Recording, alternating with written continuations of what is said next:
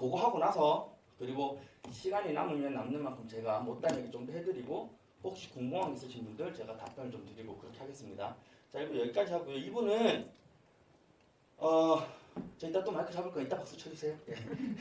2부는 제 실장님인데 저희가 오픈할 때 학습과를 처음 오픈하면서 컨설팅만 하다 학습과를 왜 오픈했냐 해도 공부 안 하니까 이제 공부시키려고 저희가 35명의 정원이에요. 이투스에 비하면 4분의 1밖에 안 돼요. 근데 저희가 대표 2명과 실장님하고 저희가 지금 담임쌤을 한 분 또 지금 채용 공고 중에 있고요. 보조쌤 2명이고요. 6명이 운영합니다. 35명 관리하려고. 이런 영업을 틈새적으로 해야 되는데 참 대놓고 하네, 그죠? 자, 근데 이제 시작할 때 서울에서 이제 울산으로 귀향하려는 선생님인데 잘한다는 선생님 있다는 얘기를 듣고 몇 번 컨택해서 저희가 이제 모시게 됐는데 3년 넘게 기숙학원에서 재수생 위주로 이렇게 담임을 하셨어요. 관리를 쭉 하셨었고 그래서 그 부분들은 뭐 재수생 위주로 조금 치우실 수 있을지 모르겠습니다만 그거 하고 그리고 제가 이어서 마무리하겠습니다. 네, 박채민 팀장님입니다.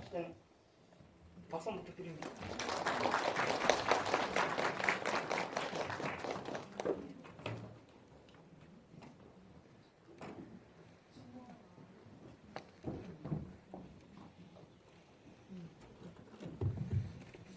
안녕하세요.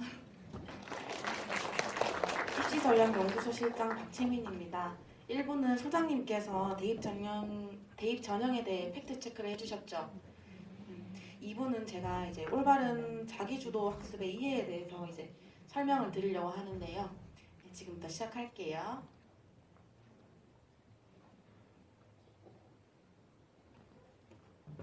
혹시 학원을 가장 많이 바꿀 때가 언제인지 아세요? 학원 가장 많이 바꿀 때. 언제냐면 고등학교 1학년 때예요. 첫 번째는 우리 아이가 중학교 때 90점 이상 늘 A를 받았어요. 그래서 이제 잘한다고 생각을 합니다. 자, 두 번째는 그래서 우리 아이가 벌써 선행을 시작했어요. 고1 선행을 다 끝내고 수원 수투를 다 끝냈어요. 근데 이거 누가 끝낸 거예요? 누가 끝낸 거예요 이거? 학원 선생님 진도가 끝난 거지 아이 공부가 끝난 거예요? 아이 공부 끝난 게 아니거든요. 이제 울산 지역 중학생 학업 성취 비율 보시면 옥동의 A는 100명 중에 60명이 A예요. 100명 중에 60등이면 2등급일까요? 2등급이에요? 5등급 턱걸이에요. 근데 고등학교 올라가면 내 위로 빠지는 특목 자사고가 많나요? 아니면 밑으로 빠지는 실업계 특성화고가 많을까요? 밑으로 빠지는 실업계 특성화고가 많죠. 그러면 100명 중에 60등이었다는 데는 뭐다? 70명 중에 55등이 되는 거예요. 그러면은 이 친구는 6등급도 힘들죠. 여기 중학교랑 고등학교 보시면 왜 이렇게 차이가 나냐 하면 중학교랑 고등학교 학습 방식은 방향성이랑 수준 자체가 달라요. 중학교에서 이제 시험을 치면 모든 지문이 교과서에서 나오거든요. 수학 유형도 좀 고정적이기도 하고요. 수학 10문제 풀어놓고 보면 85%는 고정적이에요. 근데 이제 고등학교를 가면 지금 당장 시험에 출제되는 지문 자체가 3분의 1밖에 안 돼요. 이제 뭐 담임 선생님들께서 모의고사 어디서 나온다 뭐 범위를 주기는 하는데 극히 일부이기도 하고요. 수학도 유형이 엄청 다양해지죠. 고등학교 올라가면. 그래서 중학교 문제는 받아들이기에는 어렵진 않아요. 어떻게 해결하느냐가 관건이었으면 고등학교는 이 문제를 이해하는 데부터 이제 아이들이 가르치기 시작합니다. 이해하는 거. 중학교 때는 이거 할 수 있어 없어가 되는데 고등학교에서는 이거 했니? 이거 이해했니가 되는 거예요. 문제를 정확하게 이해하고 판단하는 데까지만 해도 어렵습니다. 고등학교는. 문제에서부터 시작을 하거든요. 그러니까 아이들이 그때부터 멘탈이 나가고 이제 겁을 먹기 시작해요. 본인들이 느끼는 학습 체감 단계가 확 달라지게 되는 거예요. 그 다음 또 한 가지는 너무 안일하게 만들어진 중학교 성적 때문에 그래요. 이제 쉽게 얘기해서 음악 90점이나 수학 100점이나 똑같아요. 절대평가 5단계죠. 단위수 적용이 안 되고 예체능도 이제 주요 과목이랑 동일하게 적용이 되고 있어요. 그런데 이제 고등학교 보시면 상대평가 9단계 단위수를 적용하기 때문에 사회 1등급이나 수학 1등급 반영 점수 자체가 달라요. 그리고 예체능은 성취평가제로 적용해서 등급도 잘 안 나오고요. 이제 주요 과목과 같이 비교 대상이 될 수가 없는 거예요. 이런 식으로 중학교, 고등학교 성적 산출하는 방식 자체가 다르죠. 그래서 과목에 대한 우선순위 감을 못 잡고 올라가게 돼요. 지금 이런 준비를 해야 되는데 선행학습이 우선시 되고 있죠. 아까 소장님께서도 말씀하셨는데, 그렇죠? 지금 당장 1학기 중간고사 쳐가지고 상등급도 장담 못하는데 왜 지금 수원수투하고 있어요? 자기 만족일 뿐이에요, 그냥. 선행학습이 나쁘다는 걸 말씀드리는 게 아니고 이제 반복 없이 이것저것 많이만 공부하고 진도 많이 나가는 거 그거 진짜 고생 많이 하셔가지고 공부한 건데 헛수고하는 거예요. 헛수고하는 지름길이에요. 그래서 이제 복습 같은 거 많이 하셨으면 좋겠고 이제 과목별로 보면 저희가 이제 국어 정말 쉽게 생각하죠. 그쵸? 우리말이 베이스잖아요. 그쵸? 그래서 우리말이기 때문에 기본적으로 베이스는 있어요. 기본기는 있어요. 근데 우리가 안 하던 공부를 갑자기 한다고 해서 성적이 확 오르는 것도 아니고 하던 공부를 갑자기 안 한다고 해서 성적이 확 떨어지지도 않아요. 근데 이제 알고 계셔야 하는 게 만점자 수가 수학 만점자보다 국어 만점자 수가 더 적어요. 1, 2, 3등급 상위 등급 컷의 표점은 수학보다 국어가 더 높죠. 그만큼 이제 국어 점수 받기도 힘들어요. 어렵고요. 그 다음에 우리 2017년도에 시행한 2018년도 수능 국어 조금 쉽게 나왔죠. 그리고 2018년도에 시행한 2019년 수능은 많이 어렵게 나왔어요. 그래서 불수능이라는 말이 나왔거든요. 여기 앞에 보시면 작년 기준 2018년도는 10점까지만 틀렸어야 됐어요. 그래야 2등급 유지하고 수능 최저를 통과할 수 있으니까요. 근데 2019년 수능에서 15점이나 틀린 거예요. 앞에 보이시죠? 근데 웬걸 1등급이 된 거예요. 1등급이. 국어에서 혹시 킬러 문제가 뭔지 아세요? 킬러 문제. 뭔지 아실까요? 비문학 그 독서 파트.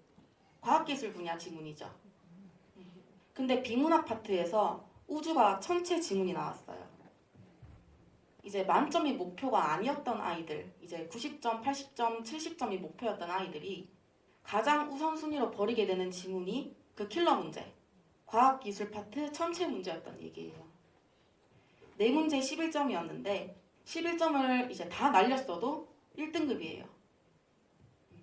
원점수 등급 컷은 떨어져서 수능 최저 충족은 조금 쉬워지긴 했는데 이제 오히려 표준 점수 등급 컷은 이제 올라가거든요.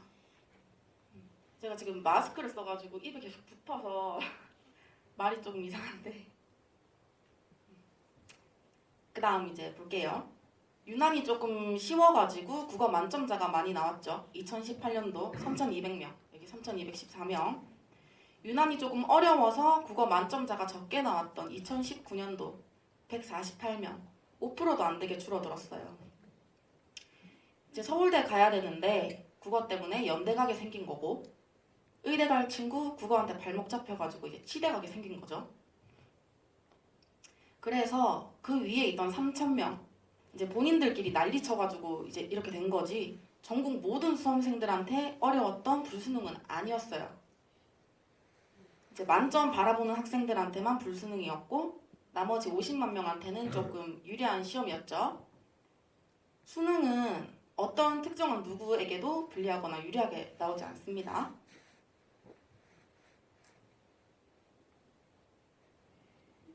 혹시 수능이 뭔지 아세요? 수능? 수능이 뭘까요? 시험이요? 사고력 측정 시험이죠. 이제 즉 두뇌 능력 향상 초점. 이게 쉽게 얘기해서 추론력, 문제 해결 능력, 독해력, 응용력. 이제 뭐 예고되지 않은 문제, 내가 알고 있고 배운 것들을 응용해서 문제를 해결할 수 있는 능력을 평가하는 거예요. 사고력을 키우려면 과학 과목별로 요구하는 사고력을 정확히 이제 캐치해 주셔야 돼요. 국어에서 평가원이 보는 사고력은 뭘까요, 그러면? 시간 안에 제시문의 핵심을 파악하는 능력이에요. 글의 요점 잡아서 감추리는 거. 요약 얘기하는 거죠.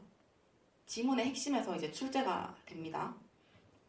그러면 국어 공부는 어떻게 해야 되는지 아실까요? 국어 공부. 제일 기본적인 거, 중요한 거. 아시는 분 계세요? 독서예요, 독서. 읽는 훈련하셔야 돼요. 정독이라고 하죠. 책을 읽고도 이해 못하는 친구들이 굉장히 많아요.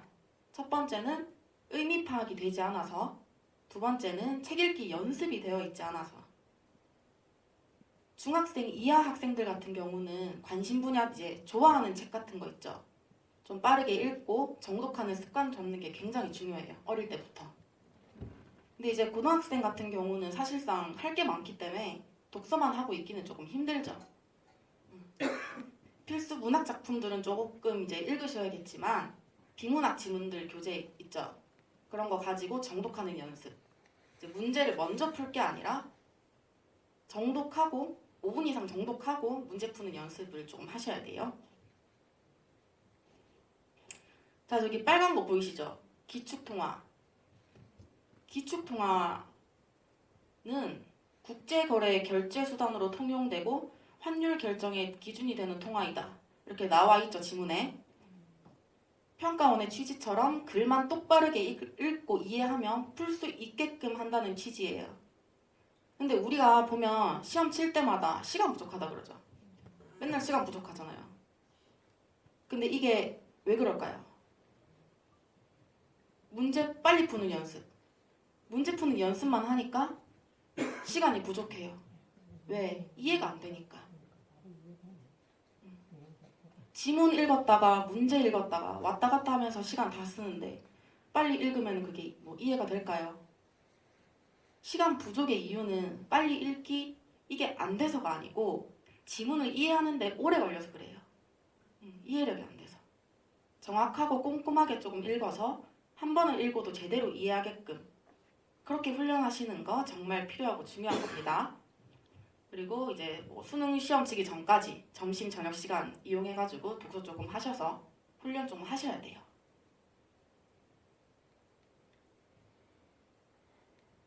그다음에 이거는 수학 문제인데 저희 이제 평가원이 말하는 수학 영역의 사고력은 정확하고 깊은 개념 이해가 바탕이 된 문제풀이 그리고 참신한 발상이에요. 수학을 산수로 생각하시는 분들이 굉장히 많으신데 이제 이 화면에 보이는 수학 문제는 중학교 1학년 도형에 대한 단원이에요. 이건 구의 넓이인데 이 구를 반으로 잘랐어요. 이 구를 반으로 잘랐더니 부피가 반으로 되는 거 맞죠? 근데 반으로 잘랐다고 겉넓이도 반이 될까요? 반이 되는 거예요. 겉넓이는 잘리면서 잘린 면이 생기니까 더해줘야 되는 거잖아요. 잘린 면에 대한 원넓이를 더해줘야 돼요. 근데 이게 수학이에요? 이게 깊이 있는 생각, 사고하는 힘이 필요한 거예요. 근데 그거 생각을 못하고 주입식이 들어가 버리면 반 자른 거, 4등분한 거, 8등분한 거 다 해줘야 돼요. 여기서 우리 아이들 수준이 갈리죠. 이거 비슷한 거 하나만 더 해볼게요. 고2 수원 수열 문제인데 계산을 잘하는 아이랑 사고를 잘하는 아이 그 차이가 뭘까요? 자, 여기 보시면 A는 이런 규칙의 숫자들이 나열이 되고 B는 이런 규칙의 숫자들이 나열이 돼요. 이거를 지금 다 더하래요. 근데 이 문제가 어렵지 않아서 A끼리 더하고 B끼리 더해도 돼요. 근데 이 친구는 그냥 산수를 잘하는 친구예요. 그냥 단순하게 끝내버렸거든요. 근데 여기 밑에 이 친구는 1번 따로, 2번 따로, 3번 따로 가버렸더니 3만 100개가 나왔다는 거예요. 그러면 다른 계산 필요 없이 암산으로 끝나죠. 위에 있는 학생은 단순히 계산을 잘하는 거고, 여기 위에 있는 학생 단순히 계산을 잘하는 거고, 밑에 학생은 간단한 방법으로 생각할 수 있는 거예요. 방법의 차이인 거예요. 방법의 차이. 이렇게 간단한 방법으로 생각하려면 어떻게 해야 될까요? 수학이라는 과목 자체는 단계별로 쌓아가는 게 매우 중요하거든요. 뭐 영어든 국어든 뭐 수학이든 우리가 진도를 나갔다. 아까도 말씀드렸지만 안다라고 착각을 하게 돼요. 근데 이렇게 됐을 때 공부는 했거든요. 물론 가만히 앉아가지고 공부는 했어요. 공부는 했는데 성적은 안 나오게 되는 거예요. 수학에서 가장 중요한 거는 기초가 정확하게 학습되어야 되는 거. 그리고 교재나 강의 같은 거는 중요하지 않아요. 개념 핵심을 파악하는 거지. 뭐 다른 교재마다 다 다르게 나오는 건 아니잖아요. 그렇죠? 그래서 교재나 강의 같은 것보다 개념 핵심 파악하는 거. 그리고 전 단원에 걸쳐서 스스로 설명이 가능해야 돼요. 모든 과목이 다 그렇지만 특히나 수학은 더 그렇고요. 그리고 요즘 유튜브나 인강 많이 활성화돼 있죠. 그냥 들여다보고 있어요. 멍하게 그냥 보고 있어요. 그거 틀어놓고 질문 자체를 안 하거든요. 왜 이렇게 되었는가? 질문도 안 해요. 생각도 안 해보고 이게 왜 틀리게 된 건가? 그리고 또 문제를 틀리고 그 해설지 있죠, 해설지. 해설을 보고 풀이 방법을 그대로 외우는 친구들이 있어요. 해설 보고 다시 푸니까 우리 그때 당시에는 알거든요. 아, 이게 이렇게 돼가지고 이렇게 되구나. 이렇게 알아요. 근데 중요한 거는 그 풀이가 왜 거기서 쓰일 수밖에 없는지 그걸 아셔야 돼요. 외워서 단순히 암기만 해가지고 풀게 되면 다른 문제 나와도 또 틀려요. 이제 정확하고 깊은 개념 공부를 할수록 문제풀이에서 써먹을 수 있어요.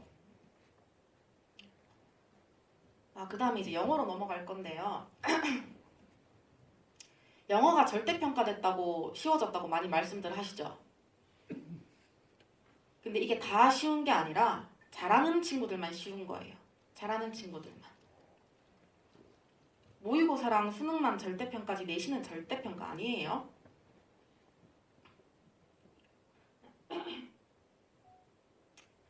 (2017년도에) 시행한 2018년도 수능 제일 첫 번째 거.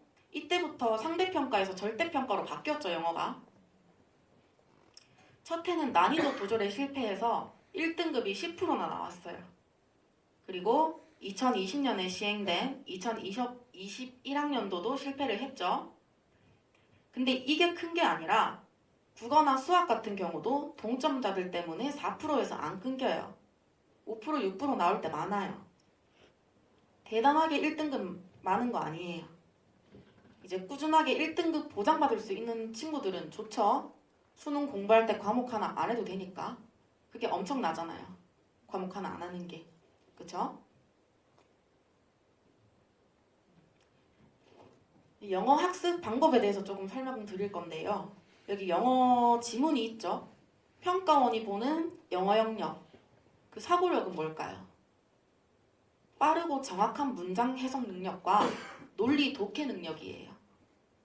이제 영어는 국어랑 마찬가지로 타임어택이라는 점이 있죠.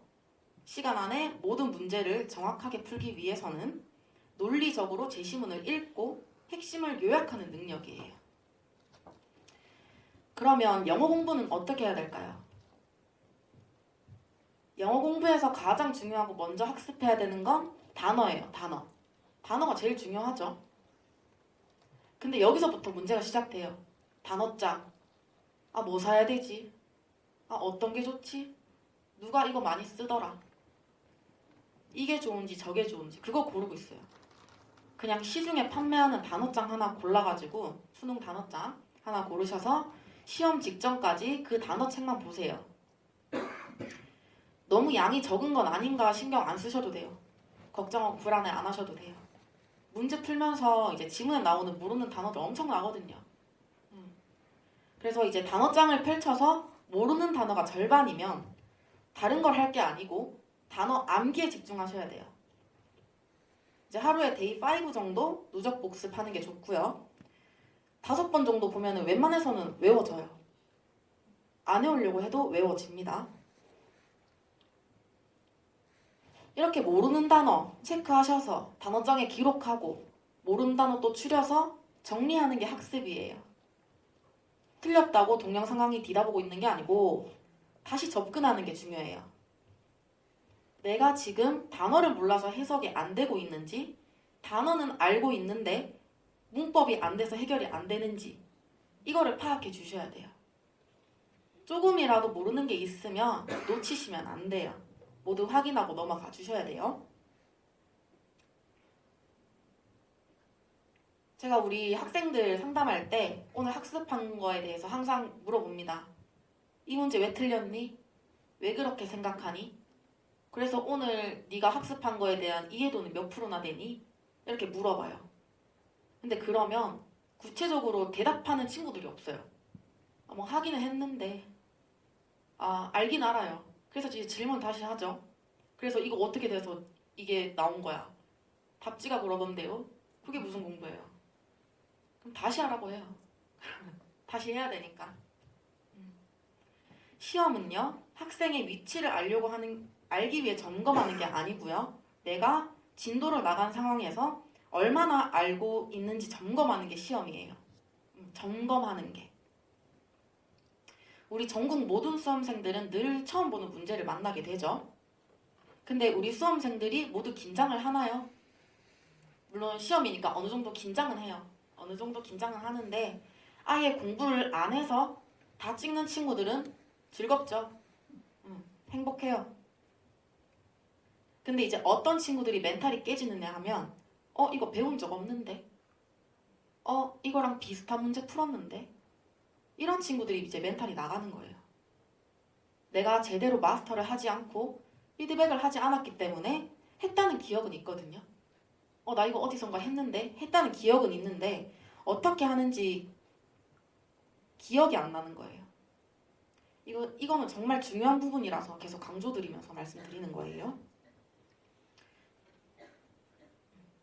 이거는 아까 들어오실 때 받으셨던 학습 계획서 스캔해 놓은 건데요.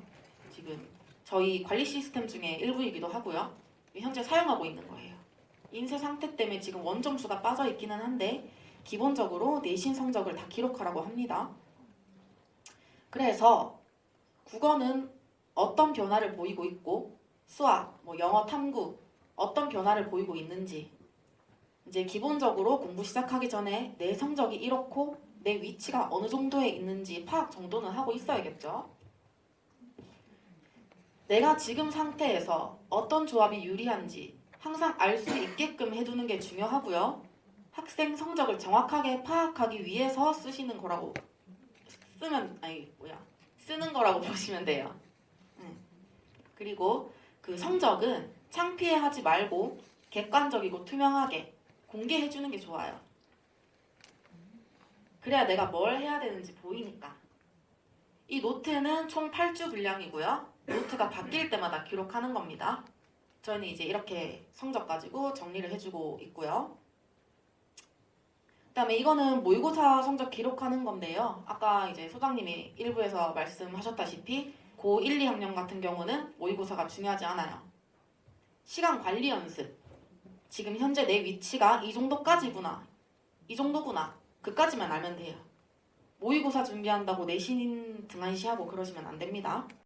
물론 이제 모의고사 치는 연습하고 보충이나 이제 질의응답 통해가지고 준비할 필요는 있어요. 근데 이제 사실상 수업 내용이나 학습 무게 중심은 내신에 집중하시는 게 좋다고 생각을 해요. 여기는 이제 성적만 기재해 놓으시면 되고, 그 다음 이거는 1일 학습 계획서예요. 저희는 학습 계획에 수면 시간까지 체크를 합니다. 저 맨 위에 보시면 날짜 밑에 기상 후 15분 기상 시간 체크하고요. 밑에 취침 시간 체크하고요. 우리 아이들 보면 주말이라고 새벽까지 안 자고 아침도 안 먹고 점심인지 저녁인지도 모르고 누워서 TV 보고 방에서 유튜브 보고 SNS 하고 시간 보내죠. 수면 패턴 깨지면 아무것도 안 돼요. 책상 위에 휴대폰 있고 침대 머리맡에 휴대폰 이것만 고쳐도 두 과목당 하나씩 한 등급은 오릅니다.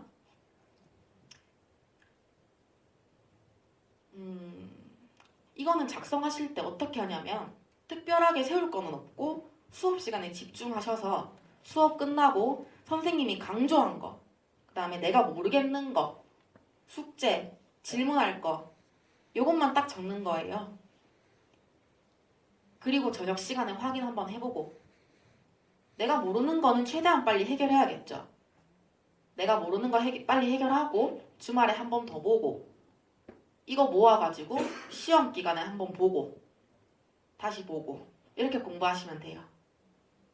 어떤 걸 공부해야 되는지 보인다는 거죠. 그리고 잠들기 전이나 직후가 단순 암기하는데 굉장히 효과가 좋다고 합니다. 꼭 여기 지금 PPT에 나와 있는 것처럼 그렇게까지는 안 해도 되고 아침에 기상 후에 외웠던 거 저녁에 확인하고 단순 그냥 암기할 수 있는 단어 같은 거 있죠. 단어 같은 거 그거 조금씩 해주시면 좋아요. 다음 이거는 실제로 제가 관리했던 학생 노트인데요. 제일 처음에 7월 15일 금요일 이때 등원을 했어요. 처음으로. 너 학습 계획서 써봤니? 대답을 안 해요. 혹시 한번 써볼 수 있겠니? 국어, 독서, 문학, 지구과학, 뭐 수학 뭐 이렇게 적어놨죠. 한 번도 학습 계획서를 써보지 않은 친구였어요. 그래서 이제 뭐 조금 관리가 들어가기 시작했죠. 1대1로 관리가 들어갔어요. 그래서 날짜 보시면 7월 21일 날 이제 쓰게 됩니다. 국어, 독서, 뭐 문학, 6강, 9강 어차피 본인 교재이기 때문에 뭐 어떤 교재를 쓴다까지는 뭐 적진 않아도 되고 몇 강부터 몇 강까지 몇 문제 중에 몇 문제를 틀렸는가 이렇게 체크를 하게 됩니다. 자, 그 다음 보시면 이제 조금 더 잡아준다고 제가 디테일하게 적어놨어요. 포스트잇 찢어가지고 이 친구 학습 계획서에 이제 붙여줬어요. 기상 시간 무조건 체크, 취침 시간 기록 체크, 그 다음에 학원 등원해서 영어 단어 테스트 하시고 기록하시고 그리고 누적 테스트 하시고 그 다음에 1일 계획에는 각 단원과 파트가 기록이 돼 있어야 한다. 시험 있을 경우도 마찬가지. 네, 무조건 작성해야 되는 거 제가 이렇게 써놨죠. 이제 그러고 보니까 이제 스스로 쓰게 되는 거예요. 이게 지금 한 3주 정도가 이 옆에 거 보시면 8월 5일 거 3주 정도가 지난 거거든요. 이제 스스로 할 수 있게 된 거예요. 이제 누가 뭐라 안 해도 본인이 이제 등원을 해가지고 계획표를 쓰고 이렇게 실천을 하고 있더라고요. 노트는 그냥 이런 식으로 활용하시면 돼요. 계획표는 이런 식으로 활용하시면 되고 그 다음에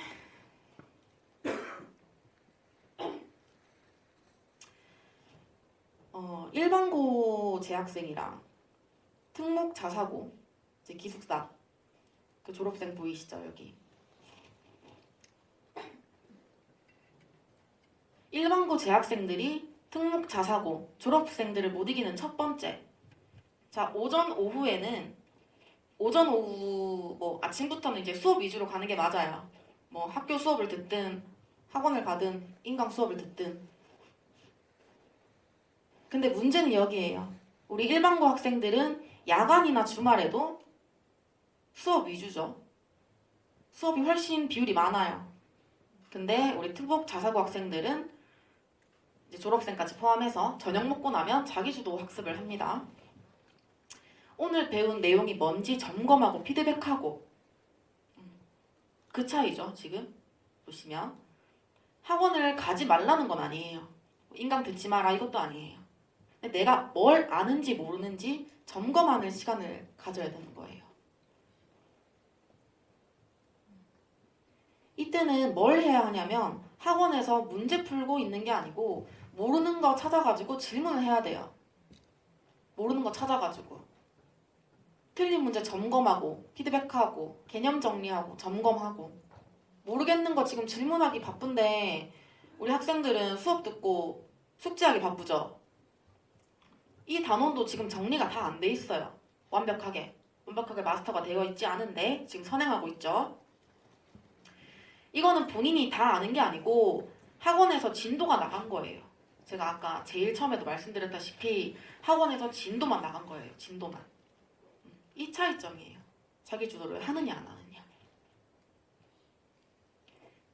다음 제가 이제 늘 말씀드리는 내용 중에 하나예요. 잘못된 문제가 틀린 거 새로 풀어보는 거. 그 다음 똑같은 문제 10문제를 주고 우리가 7, 8개 틀렸어요. 그럼 실수라고 안 하죠. 몰라서 틀린 거죠, 솔직히. 근데 3, 4개 틀리는 친구들은 보통 실수라고 얘기하죠. 나 이거 뭐 때문에 실수해서 틀렸어. 근데 실수로 틀렸든 몰라서 틀렸든 내가 어떻게 그거를 풀었는지, 문제를 풀었는지 확인해 보셔야 돼요. 그리고 스스로 발견하고 원인과 해답을 찾아보는 거예요. 그 다음에 원인이랑 해답 찾았으면 그때 새로 풀어보는 거예요. 내가 이거를 정확하게 이해가 된 건지. 시험지 보고 푸는 거는 혼자 하는 거죠. 누구랑 같이 하는 게 아니에요. 혼자서 공부하는 시간 확보해가지고 어려운 개념에 매달리고 스스로 문제 풀고 혼자 분석하고 그런 시간을 가져야 돼요. 이래도 잘못됐는데 내가 이렇게 했는데 잘못됐어. 모르겠으면 질문하면 되고요. 그리고 문제 푼 거 확인하기 전에 국어든 영어든 내가 정확하게 이 문제를 이해했느냐가 굉장히 중요합니다. 이해하는 게 굉장히 중요해요. 부피 구하는 건데 예를 들어서 면적 구하면 어떻게 해요? 아까도 말씀드렸다시피 고등학교는 문제 해결 능력이 아니라 이해 능력에서 갈립니다. 그 다음 3번째, 오답 3단계 피드백이라고 해서 제일 첫 번째 what, 문제인식이죠. 이 문제는 무엇을 해결하라고 하는 걸까? 그 다음 A는 B와 무슨 차이가 있을까? 그 다음 이 문제에서 이해되지 않는 개념은 무엇일까? 그다음에 지금 순서가 조금 바뀌었는데 how, 해결 관점이에요. 이 문제를 해결하기 위한 방법은, 풀이 과정은, 이 공식은 어떻게 증명되는가? 그 다음 마지막에 why, 이유와 논리예요. 내가 이렇게 접근한 이유, 그 다음에 풀이 과정 설명, 이 개념이 적용되었으나 이 문제가 안 풀리는 이유, 이렇게 오답 3단계 피드백을 해주시면 좋고요. 그 다음에 새로운 문제 10문제 푸는 것보다 모르는 문제 한 문제 피드백하는 게 더 의미가 커요. 틀렸다고 거기서 끝내지 말고 꼭 피드백 해주셔야 돼요. 실수도 마찬가지고요. 부호 실수나 공식 착각, 내가 문제를 잘못 읽었어. 맞는 건데 틀린 거 고르고 막 그러죠. 그렇게 해서 실수로 틀려가지고 등급 안 나오는 거 어떡할 거예요? 누가 억울해요? 본인이 제일 억울하죠. 실수도 실력이고요. 시험을 망치는 건 없어요. 그 학생의 현재 실력이고 현재 위치예요. 근데 이걸 아니다 부정하면 다른 대책을 사실 세우기는 조금 힘들죠. 그 다음에 제일 마지막 거, 내가 맞은 문제도 가장 빠르고 정확한 방법인지도 확인해 주시고요. 그 다음에 노는 것도 시간을 정해서 놀고 그 시간은 반드시 준수. 우리 학생들이 노는 시간 정해서 놀고 학생들이 시간을 반드시 준수하나요 혹시? 하는 친구들 있을까요? 이쪽 부분은 생활적인 부분인데 학습도 학습인데 생활 패턴 굉장히 중요해요. 노는 것도 시간을 정해서 노세요. 이제 주말 반나절 정도는 수면 시간은 이제 무조건 지켜주되 시간 정해서 놀고 그 시간 준수하셔야 돼요. 아까도 말씀드렸죠. 휴대폰 사용. 공부한다고 방에 들어갔는데 책상 위에 휴대폰이 있다. 이미 공부할 생각이 없는 거예요. 내가 잘라고 방에 들어갔는데 휴대폰을 가지고 간다. 최소 30분 인스타그램 하죠. 페이스북 하죠. 유튜브 요즘 재밌는 거 많죠. 그거 보다 보니까 시간 다 지나가고 새벽에 자요. 그러니까 피곤한 거예요. 그리고 학교 가서 졸고. 모든 행동이 습관되기까지는 3주가 걸린다는 연구 결과가 있어요. 이거 많이들 들어보셨을 것 같은데 습관적으로 만들기 위해서 딱 3주만 노력해 보세요. 그리고 아까도 소장님이 또 말씀하셨는데 중요한 부분이라서 한 번 더 말씀드릴게요. 학교 수업은 세상 어떤 수업보다 집중해서 들으셔야 돼요. 유일하게 교과서로 기본기를 다질 수 있는 가치 있는 수업이고요. 그 다음에 기본적으로 우리가 수능을 잘 보려면 기본기가 탄탄해야 돼요. 그리고 내신 시험 출제자는 현우진 정승재가 아니라 학교 선생님입니다. 알고 계시죠? 네. 여러분들은 지금 시험 출제자 직강 듣고 있는 거예요. 그다음에 이제 상위권 학생이랑 하위권 학생의 중하위권 학생 공부법에서 가장 큰 차이를 보이는 점이 반복이랑 복습이에요. 반복 복습. 특히 이제 개념 복습 여부에서 이제 큰 차이를 보이는데 내 공부는요 수업 시간이 끝나고 나서부터예요. 학교 수업 끝나고 학원 수업 끝나고 인강 수업 듣고 끝나고 그 다음에 문제를 풀고 정리하는 게 공부예요. 학습이고 학교나 학원, 뭐 인강은 공부하는 걸 알려주는 거지 공부가 아님을 명심하셔야 돼요. 이제 학습에 대한 이제 효과를 조금 누리고 싶으시면 홍공 시간, 혼자 공부하는 시간 복습이고 이제 학원이나 인강 의존도가 높아지면 본인 공부 절대로 할 수 없거든요. 그래서 이제 마지막으로 이제 뻔하지만 가장 중요한 거 3가지 있죠. 첫 번째 복습, 두 번째 꾸준히, 세 번째 혼자 학습. 그거 기억해 주시고요. 이제 어떤 걸 하는지, 무엇을 하는지보다 어떻게 하는지가 더 중요하다는 거 말씀드리면서 마치도록 하겠습니다. 감사합니다.